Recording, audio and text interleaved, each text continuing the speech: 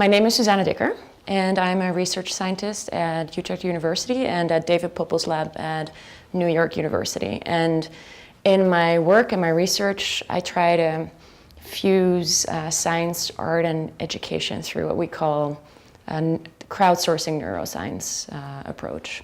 People actually don't very often put themselves in a position where you have to consciously try to connect. So it's something that you do all the time, but it's not, you never typically sit down with someone and be like, okay, so what does actually make us relate to each other? What we try to do is bring neuroscience out of the lab into more public spaces.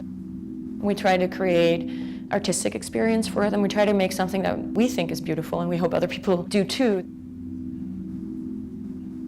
We have people wear EEG headsets that measure their brain waves, and then the visitors become, well, active participants. We give them some background on what EEG is, what brain waves are, what we can and cannot measure, what we're trying to find out, and then they participate as scientific subjects in these installations.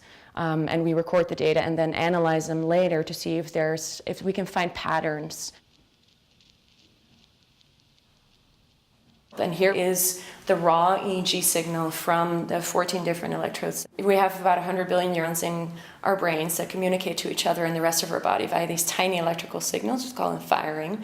And we can measure it on the outside if one neuron does something, but we can measure it if a lot of neurons do the same thing at the same time. And that's what scientists refer to as brain waves. And with EEG, we can record those brain waves on the outside of your scalp. These headsets you have little electrodes on them that kind of function as microphones on the top of your head, recording whatever's going on inside. Yeah? All right. Okay. Start.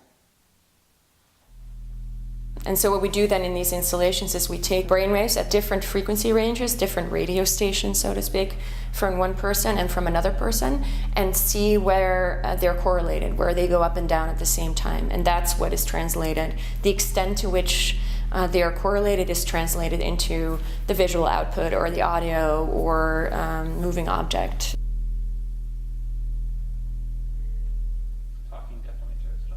People try different strategies. People sat silent, staring each other in the eyes and trying to find a connection through mutual gaze.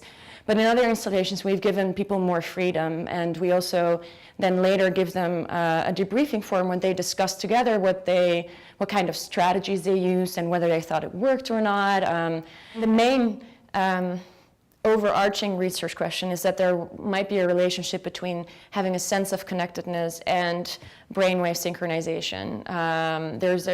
There might be a relationship between your ability to, for example, tune in with another person through through anticipating another person's actions, and your brainwave synchronization. The other main goal that we have is to test the possibilities of doing science research out of the lab. Like, how much liberty can you give subjects in freely moving and freely conversing and still get something out of the data that is worthwhile looking at, both from a quality point of view and from the point of view of answering what might be very interesting scientific questions. A lot of the general public, the only science that they see is in newspapers or other media where for example, they see a picture of the brain and a blob, and it's like, scientists have discovered that the emotion center is right there. It's never, scientists are researching this very incredible question and tune back in 10 years from now when they may or may not have found an answer. So they're learning, hopefully, something about the scientific process as well.